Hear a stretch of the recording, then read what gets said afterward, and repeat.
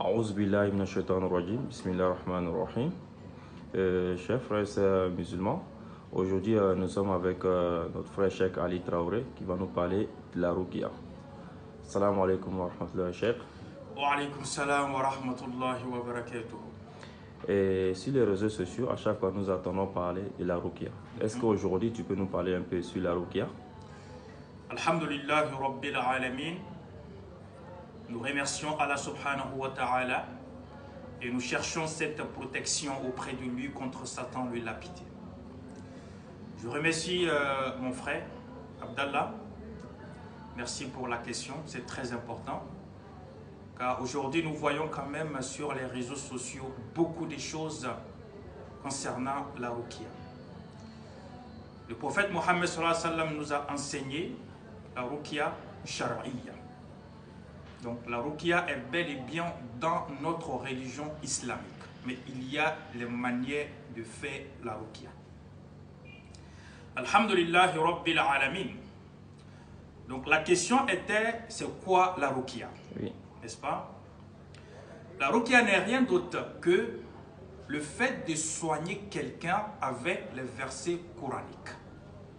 Le fait de soigner une personne qui est malade ou qui est atteinte d'une maladie, que ce soit peut-être ce sont les génies qui sont derrière la personne, ou peut-être la personne a été lancée par un sort, ou peut-être la personne souffre d'une autre maladie au niveau de son corps, au niveau de son pied, sa tête et tous les maux de tête. Toutes ces maladies-là peuvent être guéries avec la Ruqya. Ce sont les versets coraniques. Le fait de réciter les versets coraniques sur une malade, c'est ce qu'on appelle la Ruqya, Ash-Shar'iyya. Voilà la Ruqya que le prophète Mohammed nous a mentionnée. Merci beaucoup Cheikh pour l'explication, c'était bien clair. Est-ce que maintenant tu peux nous parler un peu comment faire la Ruqya à l'islam? Alhamdulillahi Rabbil Alamin. Comment faire la Ruqya? Déjà que nous avons mentionné que la Ruqya n'est rien d'autre que les versets coraniques. Il ne faut pas que quelqu'un va vous blaguer ou vous tromper en vous disant que la Ruqya c'est autre chose qui n'est pas les versets coraniques. La Ruqya se trouve simplement dans le Coran.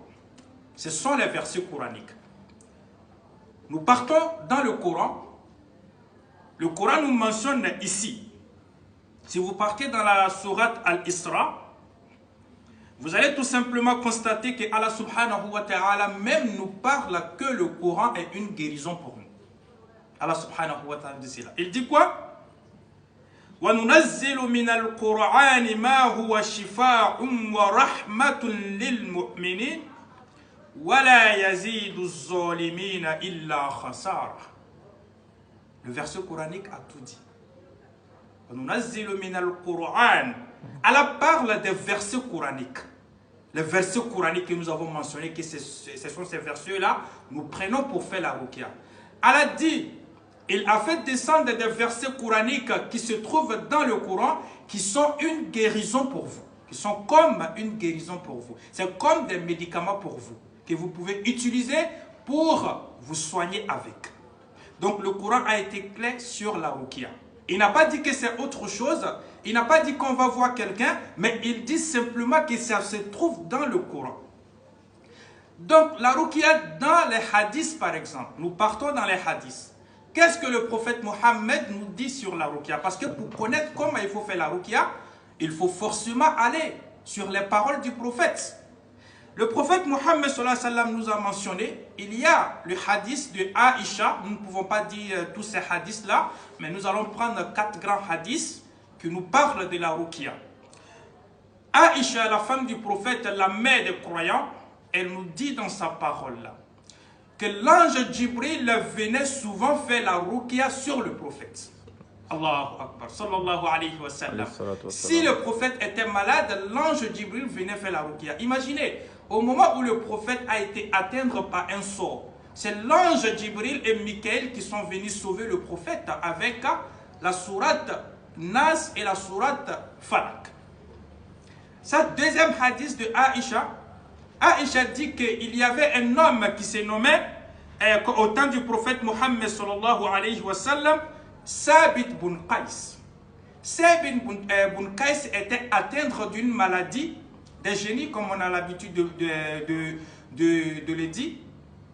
Les génies sont derrière la personne. Donc Saïd ibn Qaïs a été atteint par cette maladie. Alors à chaque fois le prophète Mohammed faisait la ruqya sur l'eau que vous voyez. Le prophète Mohammed lisait sur l'eau et il avait Saïd ibn Qaïs avec.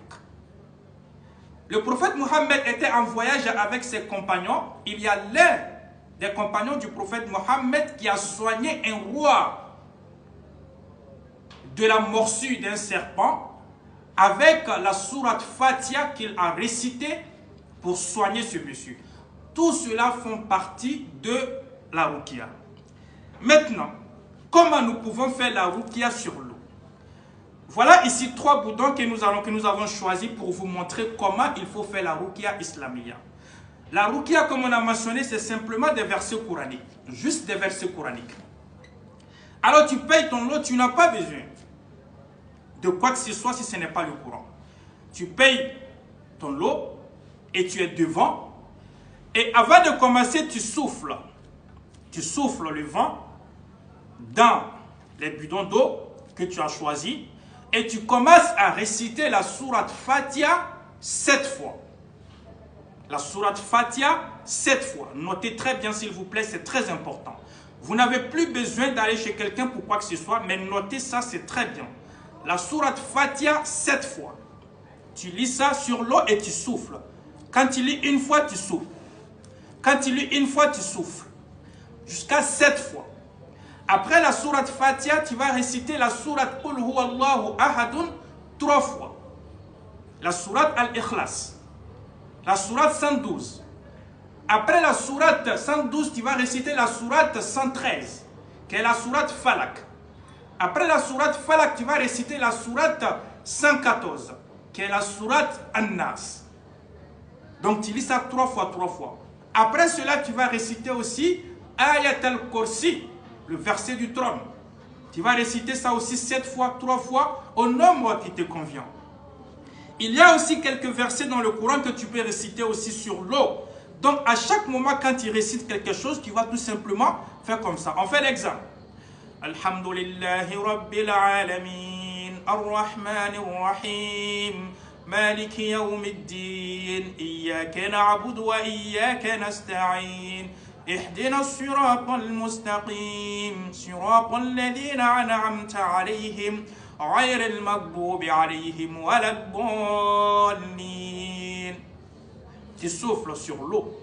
Donc ça c'est la sourate Fatiha. Donc tu complètes aussi قل هو الله أحد الله الصمد لم يلد ولم يولد ولم يكن له كفوا أحد قل أعوذ برب الفلق من شر ما خلق ومن شر غاسق إذا وقب ومن شر النفاثات في العقد ومن شر حاسد إذا حسد. Nous ne pouvons pas réciter tout, mais nous vous donnons tout simplement une idée. Donc quand tu lis, tu dis tout simplement et tu fais cela. Donc les versets coraniques aussi, que vous pouvez tout simplement citer aussi. Donc il y a tout simplement le début de la sourate La Vache. Le début de la sourate La Vache, donc vous pouvez réciter cela aussi, du verset 1 au verset 5. Ça commence donc de ce verset 1 au verset 5. Il y a aussi dans la sourate Baqara aussi du verset 2 au verset 3. Donc tu peux aussi réciter ça aussi. Donc dans le Coran aussi, dans la sourate Al-A'raf, tu peux tout simplement réciter du verset 117 au verset 122. Le verset commence par ça. Tu peux aussi réciter ça aussi sur l'eau. Et dans la sourate Taha, du verset 68 au verset 69, tu peux aussi réciter cela aussi. Donc Allah parle avec Moussa. Donc ces versets-là sont des versets qui peuvent te sauver de la maladie, donc des sorts, des mauvais œils et même aussi d'autres maladies.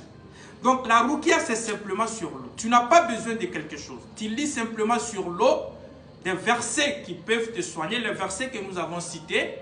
Donc tu lis sur l'eau et tu utilises, soit tu bois, soit tu te laves avec pendant quelques temps. Donc c'est ça on appelle la ruqya et c'est comme ça qu'on peut faire la ruqya. Inch'Allah. Donc alhamdulillah rabbil alamin, comme j'ai mentionné, vous n'avez pas besoin d'aller chez quelqu'un pour aller faire ruqya pour vous forcément. Vous-même vous pouvez faire la ruqya. Vous-même, vous pouvez faire la ruqya. Tout est mentionné dans le Coran, tout est mentionné dans les hadiths. Donc, lire sur l'eau, c'est autorisé dans la religion islamique. Les savants, Ibn Baz, Usaymin, Ibn Taymiyyah, Ibn Qayyim. Donc, tous ces savants-là ont validé qu'on peut réciter sur l'eau pour se soigner avec. Comme le prophète Mohammed a déjà fait aussi. Donc, voilà ce que je voulais partager avec vous au niveau de la ruqya islamiyya et shari'iyya. Si vous avez des questions, nous sommes disponibles, Inch'Allah. Vous pouvez poser vos questions dans les commentaires et nous allons vous répondre. Wassalamu alaikum wa rahmatullah wa barakatuh. Wa alaikum salam wa rahmatullah wa barakatuh.